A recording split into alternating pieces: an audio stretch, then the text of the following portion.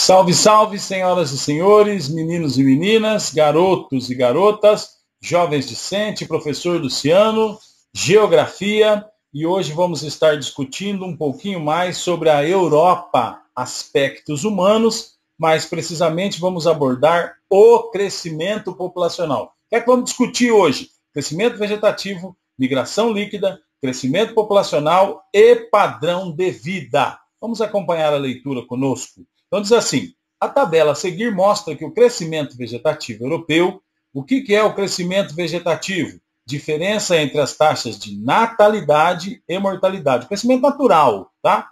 Nos 3 períodos, reduziu gradativamente enquanto as migrações líquidas, número de imigrantes, subtraído do número de emigrantes. Não se esqueçam, imigrantes, lembra de importação, está chegando, exportação está saindo. Número de imigrantes, então, migração líquida. Número de imigrantes menos o número de emigrantes. Aumentaram, mas não o suficiente para manter o crescimento populacional. Com isso, a Europa é atualmente o continente de menor crescimento populacional no mundo. Então, vamos observar essa tabela. Está mostrando aqui o quê? Europa, crescimento populacional por período. Então, temos 3 períodos, 2001 a 2005, 2006 a 2010, 2011 a 2015. Bem, crescimento vegetativo, taxa de natalidade menos taxa de mortalidade. Então, nós tivemos 3 momentos aqui. 2001 a 2005, 0,10, mas é positivo. 2006 a 2010, 0,07, diminuiu, mas ainda é positivo. 2011 a 2015, 0,03, ainda é positivo. Migração líquida, ou seja, importação, os imigrantes, só para você, eu digo importação para você não esquecer esse detalhe, tá? Então, quem entrou, certo? Imigrantes, e quem saiu, emigrantes. Também todos os valores positivos, entrou mais gente que saiu, tá? Então, crescimento populacional, o que é o crescimento populacional? É o crescimento vegetativo, certo? Menos a migração líquida. Então, vamos lá. Vamos fazer um exemplo aqui para a gente tentar gravar. Então, vamos pensar aqui que a taxa de natalidade foi de 100 pessoas. E a taxa de mortalidade foi de 90 pessoas. Então, natalidade 100, mortalidade 90. Então, crescimento vegetativo foi de mais 10. Natalidade 100, mortalidade 90. Crescimento vegetativo é natalidade menos mortalidade, mais 10. Bem, migração líquida, o que é? Os imigrantes menos os emigrantes. Então, imigração. Vamos pensar da mesma maneira. Entraram 100 pessoas. Emigração. Saíram 110 pessoas. Então, eu vou ter uma taxa de menos 10. Vamos retomar? Imigrantes, quem entrou, 100. Emigrantes, que saiu, menos 110. Então, vai ficar com menos 10. Entrou 100, saiu 110, ficou menos 10. Bem, crescimento vegetativo tinha ficado mais 10. A migração líquida ficou menos 10. Então, crescimento populacional vai ser igual a 0, ou seja, crescimento vegetativo mais 10, migração líquida menos 10, mais 10 menos 10 é igual a 0. Você já estudou, então, crescimento vegetativo, calculado por meio da subtração da taxa percentual de mortalidade, de natalidade, e pode ter resultado, então, positivo, como nós acabamos de citar nesse exemplo fictício, né? O crescimento vegetativo foi positivo, a migração líquida foi negativa, certo? E o crescimento populacional foi nulo. Então, a migração líquida, o saldo migratório, é calculada pela subtração da percentagem de emigrantes da de imigrantes. E pode ter resultado positivo, negativo ou nulo. Crescimento populacional é calculada pelo somatório dos percentuais do crescimento vegetativo e migração líquida. Seguindo ainda o nosso raciocínio, a nossa leitura, atualmente em regiões desenvolvidas é observada uma tendência de queda acentuada e permanente do crescimento vegetativo. Gente, aqui nós temos que levar em consideração, só quero dar uma paradinha, para a gente não se esquecer do seguinte, Por que é que o crescimento vegetativo tem diminuído? Tem ficado nulo ou negativo? Estamos discutindo Europa, aspectos humanos. Por que tem diminuído? Por quê? Porque as mulheres têm saído mais ao campo de trabalho, têm trabalhado fora, certo?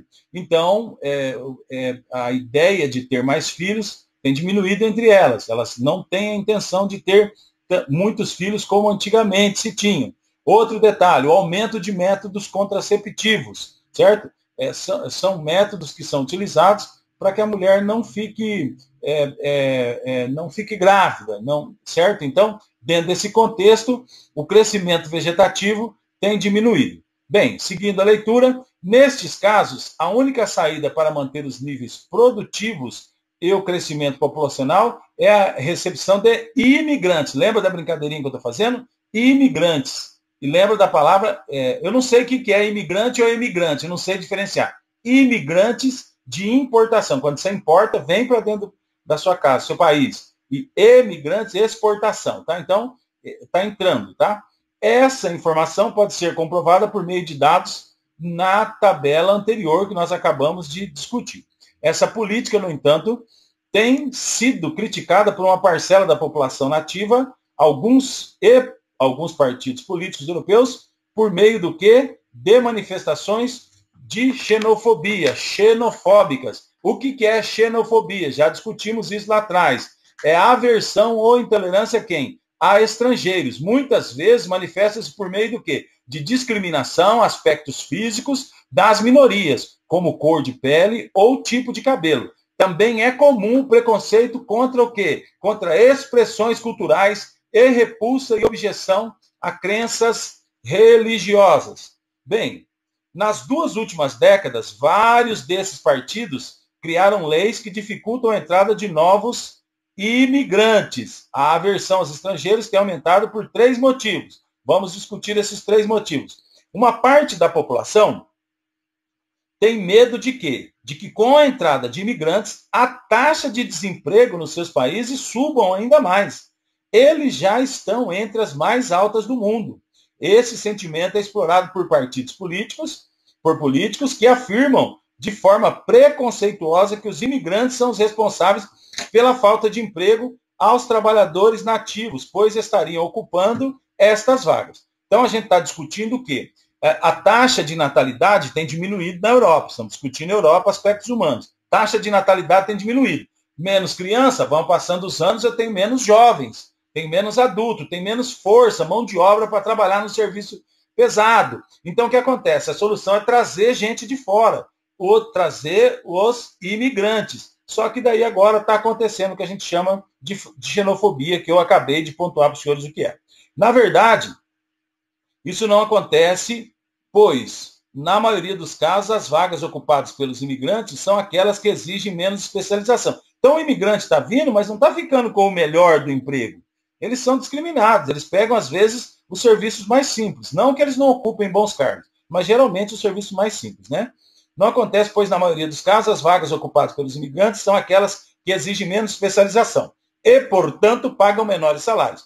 Por esses motivos, normalmente não despertam o interesse da maioria dos trabalhadores, certo? Então é importante entender isso.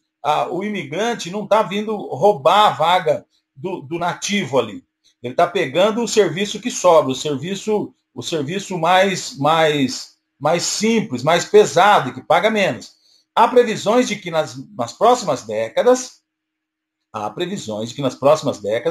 automação na indústria e nos serviços provocará uma redução ainda maior no uso de mão de obra, o que aumentará o desemprego, que atualmente coloca muitos países europeus entre os de maiores taxas do mundo. Então, gente, não vamos esquecer, a gente está pontuando, na realidade, o que a gente chama de desemprego estrutural. Desemprego estrutural. O que é isso? Então, a chegada das máquinas está fazendo a automação, a robotização. Então, uma máquina faz serviço de 5, 6, 8, 10, 15 trabalhadores, tá? Outro detalhe importante é que muitos governos aumentam muito o imposto, a carga tributária é muito alta, certo? E também os trabalhadores, infelizmente, estão ficando um pouquinho mais moles. eles estão faltando muito no trabalho. E daí o patrão resolve o quê? Ficar com uma máquina, tá? Porque a máquina, uma máquina boa, não quebra e ela não falta no serviço, não finge que está doente para não ir trabalhar, certo? E quando ela decide, vamos supor, você decide aposentar uma máquina, encostar uma máquina, você não tem que pagar direitos trabalhistas. Então o pessoal está caminhando para quê? Para o uso de máquinas, para automação, para robotização. Bem, ainda dentro do nosso raciocínio, seguimos a leitura. Muitos imigrantes entraram, que entram de forma ilegal na Europa, são marginalizados economicamente, aceitando trabalhar o quê? Pelos serviços mais simples, pelos salários menores. Isso aumenta o número de pessoas pobres e socialmente segregado. O que é segregado? É separado, que vivem em bairros degradados, com má condições, né, de subsistência, da periferia das grandes cidades, onde há alto índice de desemprego, significativas taxas de criminalidade e, consequentemente, nível de desenvolvimento humano inferior ao das áreas que normalmente vivem na população nativa. Nesta foto, os senhores vão observar comigo, cerca de 90% dos imigrantes marginalizados são analfabetos e são desempregados. Isso não é uma realidade só na Europa, não, viu, gente? Vamos pensar aqui no Brasil também, que mostra, isso é uma realidade também que acontece no Brasil.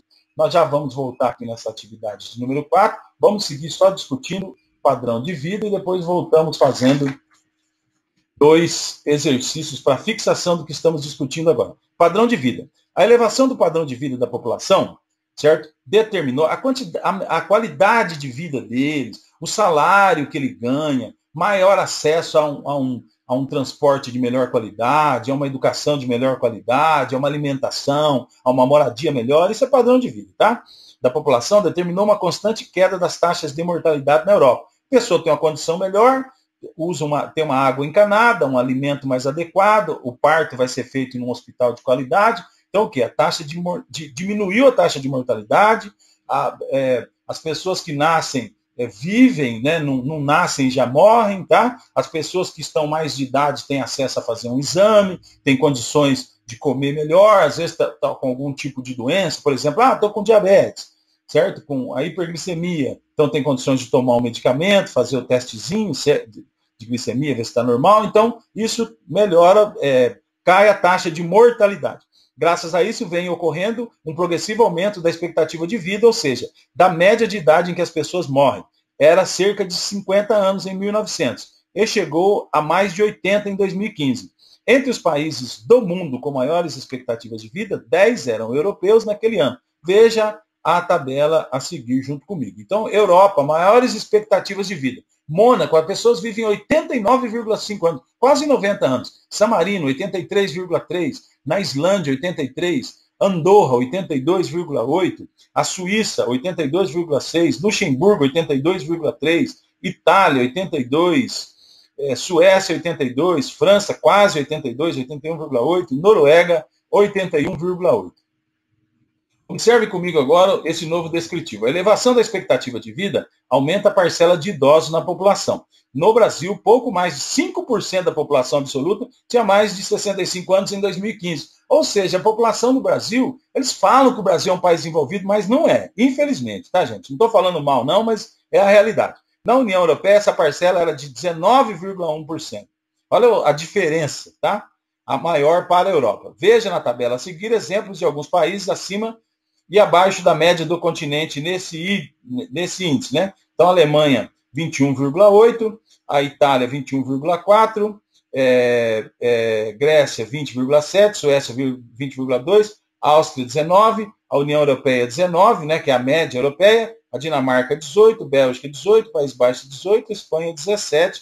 Mas, no Brasil, pouco mais de 5% da população absoluta tinha mais de 65 anos. Mesmo assim, você vê, é muita diferença, né? Ainda estamos aprendendo a lidar agora com essas pessoas um pouco mais de idade. Por quê? Porque não temos essa experiência, porque é a primeira geração de idosos que está chegando para a gente cuidar deles, para a gente tratar deles, é agora, né? Então, encerrando as nossas leituras, nos países em que a população envelhece, há uma diminuição do número de pessoas em idade produtiva.